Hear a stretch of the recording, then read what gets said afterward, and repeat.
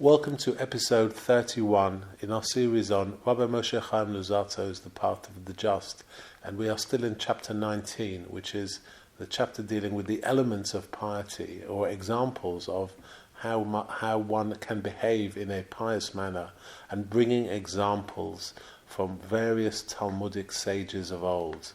And in this episode, we're going to deal with initially how one must honor Shabbos and Yom Tov, and also bringing examples of sages and the way they used to do this. So, honoring Shabbos and Yom Tov. Ramchal begins, one who enhances their honor surely pleases his Creator, as we have been commanded, and he quotes from Yeshayahu 58 verse 13, and you shall honor it.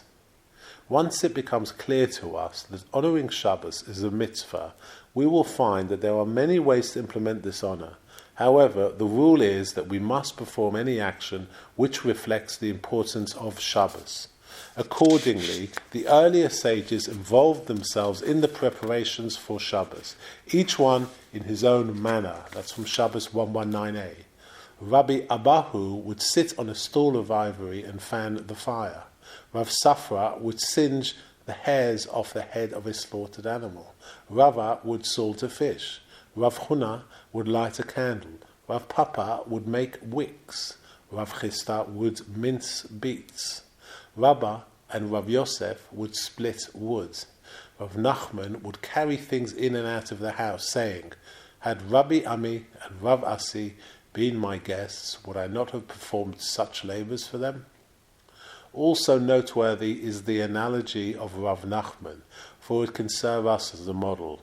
Rav Nachman used to ponder how he ought to go about honouring another person under ordinary circumstances, and in exactly that manner he would honour Shabbos.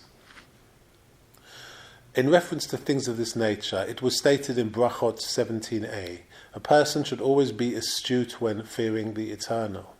He must be knowledgeable, capable of deducing one thing from another, and inventive in ways that he will please his Creator through whatever means possible. This astuteness will emerge as a result of our recognition of the magnitude of his exaltedness over us, and thus anything associated with him will be treated by us with the greatest of honour. And since the Blessed One, in his great benevolence, and in spite of all our lowliness, desired in his humility to apportion honour to us and to impart us his holy words, we should therefore at least honour those words with all our capacity and recognise their preciousness in our lives. This is the true fear of the eternal, the awe of his exaltedness that we have mentioned, and the sense of honour that springs from this is similar to those expressions of love that are divisions of the love of the eternal, as I'm going to discuss with the aid of heaven. This, however, is not the case regarding fear of punishment, which is not the primary type of fear, and the previously mentioned superior qualities, i.e. submissiveness, shame, and the honour given to his mitzvot, cannot be evoked by this type of fear. Now the Ramchal is interestingly going to mention how even the clothes you wear should reflect the feelings you have for how one must honour Shabbos. There should be a reflection of your deep desire to treat Shabbos as a holy day. So the Ramchal continues, let us now return to the honour of Shabbos. Our sages have said, again he quotes from Shabbos 119a, Rav Anan would wear black. He would wear a black garment on Erev Shabbos, thereby highlighting the honour of Shabbos by his wearing beautiful garments on Shabbos itself. From here, we see that not only the preparation for Shabbos is part of the mitzvah of honouring Shabbos, but even the contrasting absence of honour is also part of the mitzvah when it throws into relief the features of honour. So that's a beautiful example of how Rav Anan would wear black clothes, almost like a kind of frame to a painting, the painting being his beautiful garments on Shabbos. The contrast would be great. And that's a beautiful idea. And the Ramchal continues, similarly, they were prohibited, and he quotes here from Gittin 38b, they were prohibited eating a meal on Erev Shabbos out of deference to Shabbos. And the same applies to other cases like this. Also included in the fear of the eternal is the honor given to the Torah and those who study it. We have explicitly been taught in Pirkei Avos chapter 4, Mishnah 6, whoever honors the Torah is himself honored by his fellows. Now he's going to bring the example of Achav and the way he honors the Torah. And he continues, and our sages of blessed memory have said, and he quotes from Sanhedrin 102b, Rabbi Yochanan said, why was Achav privileged to reign for 22 years? Because he honored the Torah, which was given with 22 letters, as it says in Malachim 20, verses 2 through 9. And he sent messengers to Achav, and the total delight of your eyes, let them place it in their hands and take. And he, Achav, said to the messengers of Ben-Hadad, tell my master the king that whatever you have previously requested of me, I will comply with, but this one thing I cannot do. The Talmud asks, what is meant by the words, the delight of your eyes, if not a Torah scroll?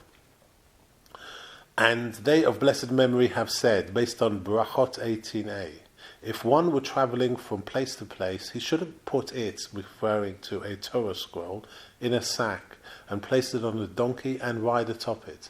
But instead he should place it in his lap. They also prohibited, and he quotes from Moed, an example from Moed Katan 25a, they prohibited sitting on a bed which has a Torah scroll on it.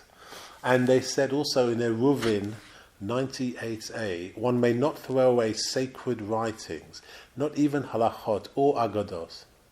And they prohibited placing scrolls of the prophets and the writings on top of those of the 5 Chumashim. Our sages of blessed memory enacted these prohibitions for the entire congregation of Israel, and one who practices piety should use them as paradigms and enlarge upon them, for the honor of the name of the Eternal, his God. And I think we're all familiar with that. It's very rare that we would put any secular book, obviously, upon a chumash, but that's obvious. But even when perhaps there is a siddur that is placed on top of a chumash, we feel it's a kind of, we feel this metaphysical wrong being done, and we would never do that. So it's very interesting that it was actually something that was enacted, prohibition. And the Ramchal continues with the need for cleanliness when learning Torah. So the Ramchal continues, honoring the Torah also includes the cleanliness and purity that is a requirement for the study of Torah. One should not occupy himself with Torah study, even if only in thought, in places that are filthy, or when his hands are unclean. Our sages have cautioned us at length about this in numerous places. And now the Ramchal describes how we should respect those who learn Torah. So the Ramchal continues, concerning those who learn Torah, it explicitly states in Vayikra 19 verse 32, you shall stand up before the venerable and give respect to a sage. And from here we deduce the various types of honor that might be accorded them, and certainly should be accorded, by one who practices piety. Our sages of blessed memory have already said, and he quotes a section from Kesuvos 103b, and he quotes, and one who honors those who fear the Eternal. That's from Psalms 15 verse 4. This refers to Yehoshaphat, king of Judah. Whenever he saw a Torah scholar, he would rise from his throne, embrace him, kiss him, and say to him, my dear Rebbe, my dear teacher.